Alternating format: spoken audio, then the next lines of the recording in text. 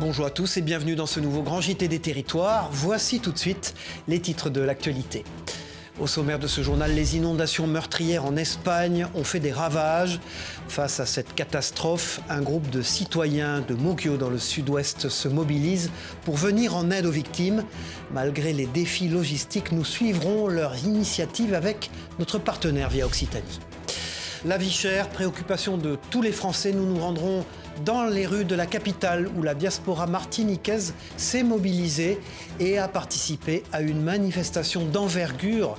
Nous y reviendrons avec notre partenaire Via ATV. Et puis les rats ne sont pas seulement la préoccupation des Parisiens. Nous nous rendrons à Marseille où la ville a trouvé une manière innovante et originale de lutter contre les rats en recourant à des furets, des prédateurs naturels, des rongeurs. Nous irons à la rencontre de la conseillère municipale déléguée chargée de cette lutte avec nos partenaires de la Provence. Enfin, dans ce journal, des images impressionnantes d'une nouvelle méthode chirurgicale révolutionnaire.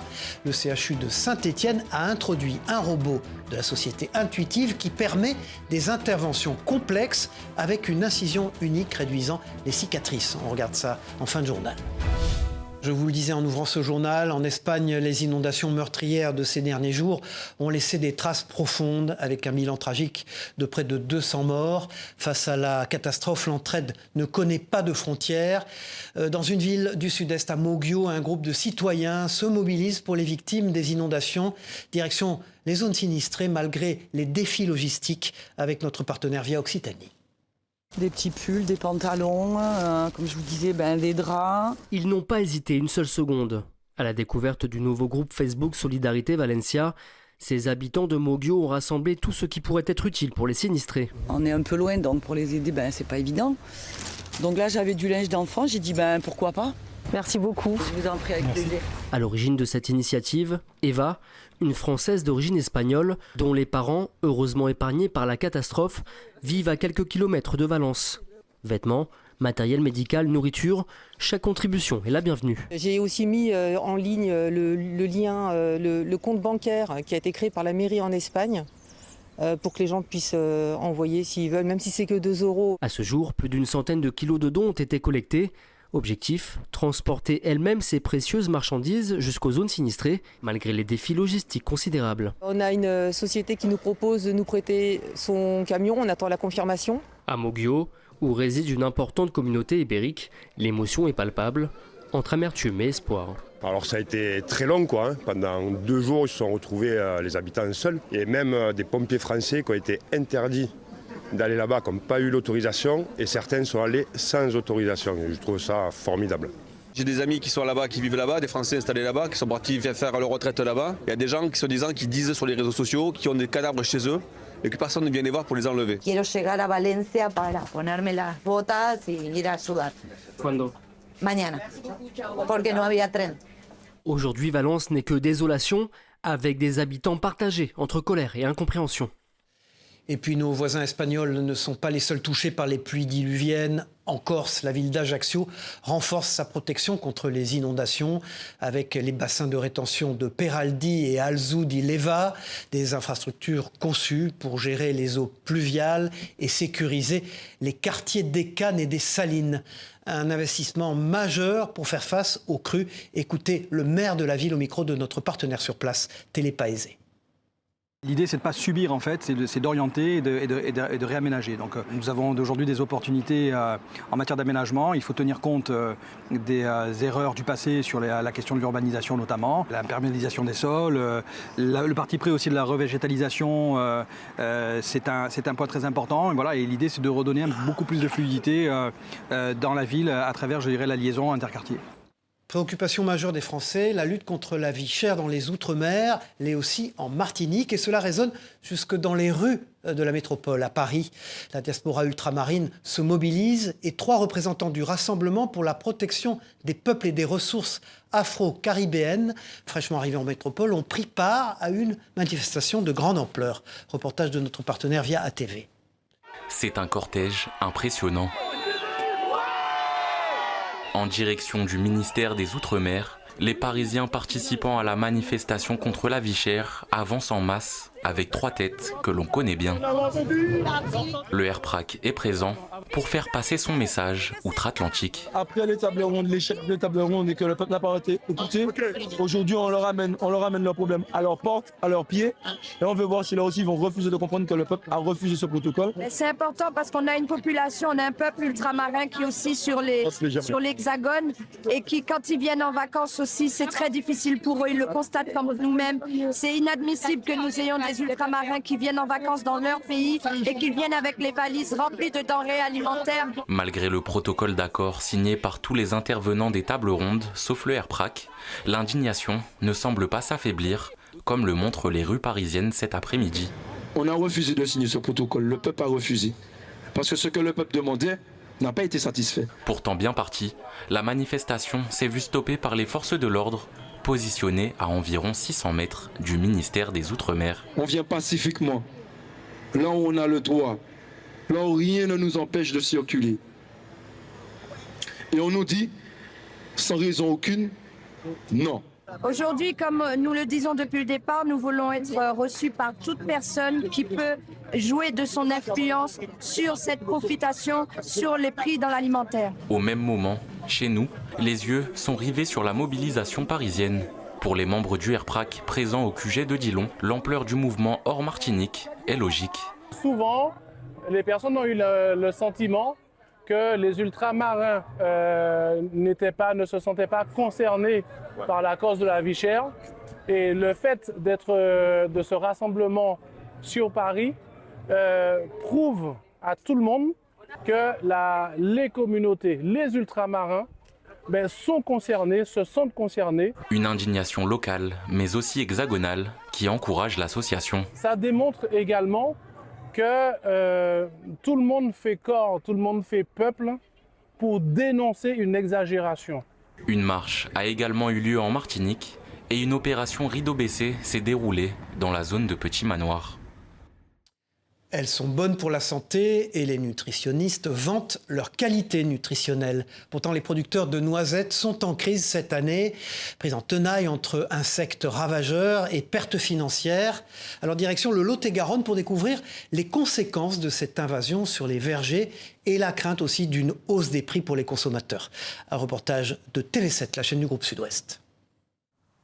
Sur l'exploitation de Jérôme, des noisettes. En apparence parfaite, certaines ne sont en fait pas comestibles. Ce sont des amandons qui ont l'air sains comme ça. Voilà. Et donc en fait quand on les retourne, tous, nous voyons bien que ce sont des amandons qui ont été piqués par la punaise. On voit des nécroses blanches qui sont des piqûres de punaise. Cette année, cet agriculteur n'a pu que constater les dégâts causés par 2 insectes ravageurs, le balanin et la punaise diabolique. On estime que la récolte moyenne d'un hectare de noisetier, suivant l'année, suivant les conditions climatiques, on est entre 2,5 tonnes et 3,5 tonnes de noisettes à l'hectare. Cette année, moi je suis à 1,5 tonne de moyenne et il y a des producteurs qui sont à 800 kg de moyenne. Face à ces nuisibles, les agriculteurs sont impuissants. Seule solution, selon eux, utiliser des produits phytosanitaires, interdits en France depuis 2016. En France, nous avons pour protéger nos récoltes une seule substance phytosanitaire qui en plus est inefficace. En Italie, c'est 8, en Espagne, c'est 7, aux États-Unis, c'est 38 et en Turquie, c'est 244. Pourtant, selon la coopérative, 95% des noisettes consommées en France proviennent de ces pays. Nous demandons au niveau de la filière l'harmonisation des règles avec nos concurrents directs européens. Autre solution envisagée pour se débarrasser des nuisibles, le parasitoïde, une micro-guêpe capable de se développer dans l'œuf à la place de la punaise, une méthode encore en phase de test.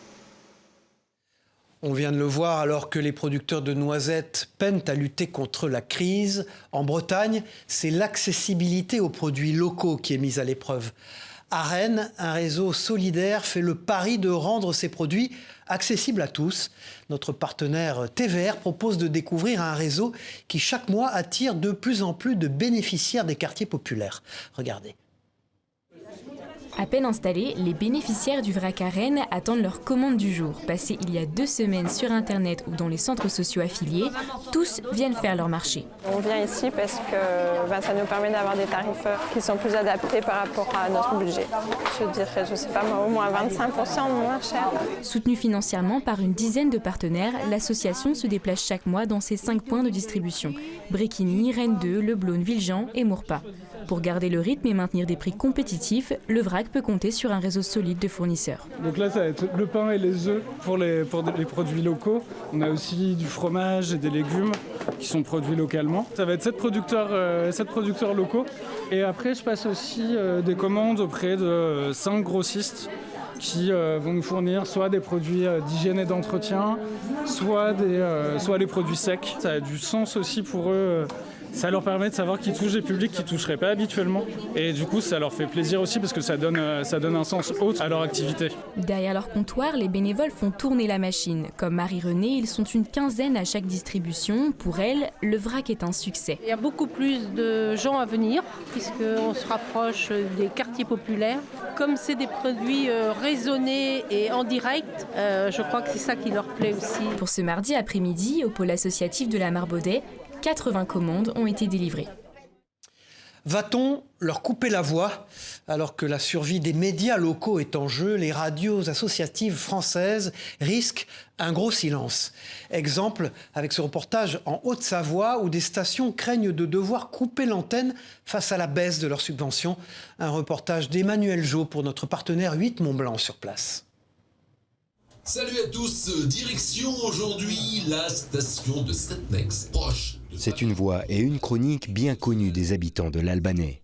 Lancée en 2009, la radio FMR basée à Rumilly rassemble aujourd'hui un salarié, un alternant, une pigiste et plus d'une quinzaine de bénévoles qui œuvrent tous pour faire vivre une fréquence dédiée à l'actualité et à la culture locale. Un engagement passionné qui pourrait bien se terminer d'ici quelques mois. En cause, la baisse du fonds de soutien à l'expression radiophonique, le FSER, évoqué dans le projet de loi de finances 2025. Une coupe de plus de 10 millions d'euros qui porterait un coût inédit à des médias de proximité et dont l'existence reste directement liée au budget alloué par le ministère de la Culture. Cette perte de financement pourrait vraiment remettre en cause la structure et surtout la pérennité. Pour nous, ça serait une vraie perte financière pour la radio puisque on a une partie commerciale, on rentre de l'argent de la publicité, mais on n'a pas le droit de dépasser le seuil des 20% de nos recettes. Évoqué lors du congrès des principaux syndicats de la profession, le rabotage du FSER impacterait toutes les radios associatives françaises. Nichée au cœur du bassin annécien depuis 1982, Radio Semnoz compte parmi les précurseurs du genre. Une histoire ponctuée de solidarité et d'entraide, mais qui reste soumise à des problématiques financières, l'inflation et la hausse des prix de l'électricité n'épargnant pas les plus petites structures. La baisse de ce fonds, elle impacte l'ensemble des 750 radios associatives qu'il y a en France, parce qu'elles ont tout un fonctionnement qui dépend de ce FSER. Alors, avec des pourcentages qui varient selon les radios, on pourra dire entre 30 et 70% à peu près. Mais ça représente en fait, en gros, un salaire par radio. Et donc, pour Radio Semnoz, 2 salariés, plus quelqu'un qui travaille pour nous en tant qu'auto-entrepreneuse. Ça signifie que de toute façon, il va falloir diminuer la masse salariale, probablement d'un emploi. Un combat qui devrait se poursuivre en tout cas jusqu'au 15 novembre prochain, date du vote à l'Assemblée nationale du projet de loi de finances pour l'année prochaine. D'ici là, tous les acteurs de la filière tenteront d'alerter les différents députés pour sauver les quelques 3000 salariés qui composent aujourd'hui le tissu des radios associatives françaises. Vous l'avez vu dans les titres, à Marseille, la ville mise sur des solutions plus sauvages pour lutter contre la prolifération de rats dans les parcs. Alors fini les produits chimiques et place aux furets. Ces prédateurs naturels, ce sont des rongeurs, sont désormais envoyés en mission pour éradiquer le fléau. Une méthode innovante et éco-responsable aussi qui permet de garder un contrôle sur les nuisibles tout en respectant l'environnement. Une véritable chasse aux nuisibles, tout en douceur. Et Aïcha Gedjali, la conseillère municipale déléguée à la lutte contre les nuisibles, a donné plus de détails à notre partenaire La Provence. Écoutez. On a expérimenté ça en 2022. On a trouvé que c'était plutôt efficient puisqu'on a sorti à peu près une centaine de rats. Bon, une première expérimentation, c'était plutôt pas mal, même si évidemment à l'échelle de la ville de Marseille, ça n'a rien à voir. C'est un dispositif qui va être complémentaire avec déjà ce que nous on fait à la ville. Et surtout qui utilise pas de produits agressifs pour la santé humaine. Donc le but c'était de pouvoir mettre en place ce dispositif qui soit complémentaire avec ce qu'on fait déjà à la ville. Dans un monde où la chaleur humaine se fait parfois rare, voici un lieu où l'on sert des sourires à prix mini. À Troyes, le Fraternel, c'est son nom, fête son premier anniversaire en offrant bien plus que des boissons, des moments de partage à l'heure où on en a le plus besoin. Notre partenaire Canal 32 s'est rendu dans ce café où la solidarité se verse à chaque tasse. Regardez ce reportage. Le Fraternel souffle sa première bougie. Situé à proximité de la place de la Bourse, ce café est tenu par le Secours catholique. L'équipe de bénévoles tire un bilan très positif de cette première année d'ouverture. Quand on a réfléchi à l'idée d'ouvrir ce lieu, c'était d'avoir un lieu mixte et ouvert à tous. Le pari est plutôt tenu. On a à peu près 200 passages par mois. On est content pour une première année. Je suis une heureuse bénévole, ou une bénévole heureuse. On en a parlé encore il n'y a pas longtemps, justement, quand on a fait le bilan. Tous les bénévoles sont heureux de venir. Le café se veut solidaire et accessible aux plus démunis. Ici, toutes les boissons sont disponibles à partir de 30 centimes. Les bénévoles ont à cœur de recréer du lien social et de lutter contre l'isolement, une philosophie qui a rapidement plu à certains, aujourd'hui devenus des habitués. J'ai connu au Relais du Chartreux, puis on a fondé un petit groupe et puis on est venu une fois ici. Et maintenant, je trouve que pour les personnes qui sont isolées, qui sont tout seules, c'est un lieu de rencontre pour qu'ils puissent partager, jouer et discuter. Voilà. Les bénévoles ne se contentent pas de servir les cafés, ils prennent aussi le temps de discuter avec les clients. Une personne qui a eu besoin de se confier très longtemps et qui a passé un très long moment à parler, en fait, plus ou moins en individuel, et qui m'a dit finalement ça m'a fait aussi bien qu'une séance de psy. Jeux de société, lecture de contes, atelier tricot. Autant d'animations qui dynamisent le café. À l'avenir, l'équipe espère continuer d'en organiser toujours plus. Aujourd'hui, le Fraternel fonctionne en grande partie grâce aux dons faits au Secours catholique. Le café accueillera d'ailleurs l'association le 17 novembre à l'occasion de sa collecte annuelle. Cette semaine, c'était Hubert Védrine qui était l'invité de Face au territoire sur TV5 Monde. L'ancien ministre des Affaires étrangères a répondu à nos questions et notamment au fait que 2 présidents des États-Unis, Joe Biden, président en exercice, et Donald Trump, qui ne sera président que le 20 janvier, sont aux manettes du pays. Qu'en pense-t-il ? Écoutez Hubert Védrine. Joe Biden est toujours président jusqu'au 20 janvier à midi. Peut-il mener des actions militaires, prendre des décisions très importantes ? Et comment cela se passe-t-il avec le président élu, qui est Donald Trump ? Est-ce que ces contradictions qui peuvent apparaître sont préjudiciables et comment on organise ça ? Ils ont l'habitude quand même, les transitions. L'élection est toujours en novembre et l'entrée à la Maison-Blanche le 20 janvier. Ça s'était mal passé la dernière fois entre Trump et Biden. Oui, Trump avait refusé d'assister à l'inauguration de Biden. Oui, mais c'est anecdotique ça. Bon, en gros, Biden ne peut rien décider d'important là maintenant, déjà avant d'ailleurs. Fait plusieurs mois. C'est le fameux lame duck, c'est-à-dire ce canard boiteux, ce président qui n'a plus de pouvoir. C'est les 2 dernières années, c'est pas les 3 dernières semaines. Donc vous prédisez qu'une transition du pouvoir se passera de manière correcte. Vous ne voyez pas de problème. Pas correcte, mais c'est une période d'incertitude, mais elle porte plutôt sur le fait de savoir si Trump va déjà annoncer des choses, prendre des initiatives. La question, c'est plutôt sur Trump que sur Biden, dans la période immédiate, là. Avec des faits divers à répétition dans l'actualité, lorsqu'il s'agit de retrouver une personne disparue, chaque seconde est précieuse. À Oncerville, dans la Meuse, les équipes de dressage canine mettent au point un entraînement de haute précision qui permet d'affiner le flair de leurs chiens pour traquer la moindre des traces. Plus de précision avec notre partenaire Puissance TV sur place. C'est une journée d'entraînement pas comme les autres. Laisse en main, les équipes cynotechniques de la Marne et de la Meuse entraînent leurs chiens autour de plusieurs activités. Le pistage, suivre l'odeur d'une personne, et la quête, retrouver une victime. Un jeu pour le chien, mais également un exercice difficile. L'environnement est très important par rapport au pistage, en fonction de la surface sur laquelle le chien va travailler, le brouillage avec les gens qui passent, il y a toujours du brouillage et la durée. aussi. C'est très important le délai entre le moment où on a tracé la piste d'entraînement et le moment où le chien est passé. Le maître et son chien forment un binôme indissociable, mais avant d'être breveté pour le pistage, il faut d'abord passer par une formation. Pour former un chien, il faut compter à peu près 2 ans. Pour être breveté en ce qu'on appelle en questage et en décombre, donc pour pouvoir intervenir sur des effondrements ou sur de la recherche de victimes égarées. Et la piste, c'est encore une année supplémentaire. Réalisés 2 fois par mois au minimum, ces exercices sont importants pour perfectionner la lecture du chien lors de cas concrets. La difficulté et le temps de piste sont eux aussi allongés au fur et à mesure de l'année. C'est un travail qui se fait sur plusieurs années. Et on apprend de par ses réactions à voir les différentes pistes qu'il peut relever. Et en fonction de ses réactions, on adapte notre comportement pour pouvoir le guider au mieux. L'équipe cynotechnique de la Marne compte 6 pompiers. En Meuse, ils sont au nombre de 2. C'est une nouvelle journée d'entraînement bien remplie pour les maîtres et leurs compagnons, en vue de la formation de pistage qui aura lieu en fin d'année. Pour ceux qui sont accros aux réseaux sociaux, et il y en a beaucoup, ces 3 figures mythologiques ont captivé 1,2 million de spectateurs lors de leur déambulation dans les rues de Toulouse. Après leur passage, ils ont été transférés à la halle de la Machine où ils sont visibles de l'extérieur et à l'intérieur avec un accès payant.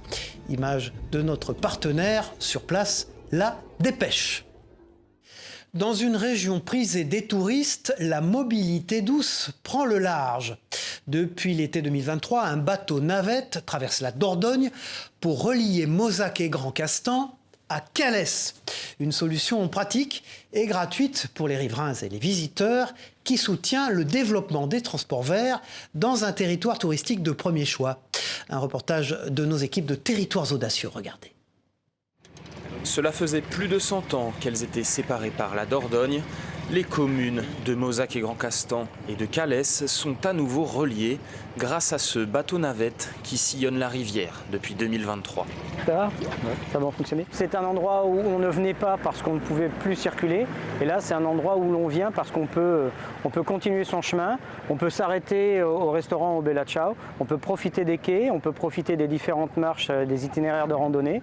On peut aller voir les communes aux alentours. Donc vraiment, ça devient une étape et non pas un endroit où on ne sait plus où aller. La traversée est gratuite tout l'été et peut embarquer 9 passagers à la fois. Un véritable outil d'attractivité pour les touristes qui peuvent également y emmener leur vélo sur certaines tranches horaires. Pour les riverains tels que Véronique, la navette agit comme un simplificateur de trajet. Alors moi, ça me permet d'aller chez mes amis qui habitent juste en face de la rive et ça m'évite de faire 10, 20, 40 km. Ce bac et ses 200 mètres de traversée sur la rivière Dordogne constituent également une attraction touristique à part entière. Pour financer cet ouvrage issu de l'époque napoléonienne, ainsi que la cale d'amarrage et le pilote salarié, la communauté de communes des Bastides Dordogne-Périgord, l'État, le département de Dordogne ainsi que la région Nouvelle-Aquitaine ont été rejoints par EDF. La berge a été aménagée de ce côté-là pour donner un accès à la Dordogne, une cale à bateau. L'aménagement est maintenant terminé, la partie est végétalisée, il y a un arbre qui a été planté, et là, ici, la ripisylve, la végétation de bord de l'eau, est maintenant florissante. Quand la chirurgie robot-assistée révolutionne les soins que l'on peut nous prodiguer, le CHU de Saint-Étienne a introduit récemment un système chirurgical mini-invasif qui marque une avancée majeure. Ce robot de la société Intuitive permet des interventions complexes via une seule petite incision tout en réduisant les cicatrices et en accélérant la récupération des tissus. Cette technologie, déjà utilisée dans d'autres régions, pourrait à terme transformer la chirurgie gynécologique, notamment pour traiter des pathologies comme l'endométriose. Un siècle de vie et des milliers de notes partagées, c'est une histoire qui réchauffe les cœurs en Moselle. À Jury, Olivier Perfetti, ancien professeur d'accordéon, a célébré ses 100 ans, entouré de ses anciens élèves et amis. Et notre partenaire Moselle TV a eu le privilège de faire partie des invités. Regardez.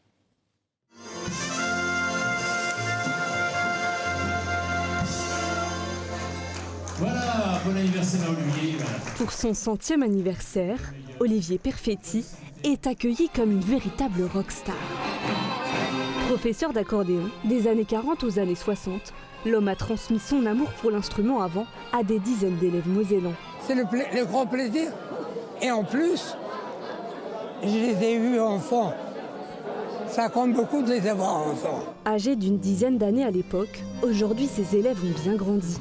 Et plus de 60 ans après, ils restent tous marqués par ce professeur d'exception. On apprenait tout en fait. On avait de la théorie, on avait de la lecture musicale, on avait du solfège, on avait des exercices et je trouve qu'il était vraiment exigeant et très pédagogue. Il m'a emmené faire des concours à droite, à gauche, à Paris, et ainsi de suite, ainsi de suite. Et j'ai toujours été considéré comme un de ses meilleurs élèves. C'est lui qui m'a vraiment mis le pied à l'étrier, si on peut dire, qui m'a donné le goût de cet instrument et ce qui m'a permis après d'avoir une belle carrière musicale avec des rencontres extraordinaires. Son amour pour la musique et l'accordéon, voilà peut-être le secret de longévité d'Olivier Perfetti. Voilà, c'est la fin de ce journal. Merci à tous de l'avoir suivi. On se retrouve très vite pour une nouvelle édition du Grand JT des Territoires. Au revoir à tous.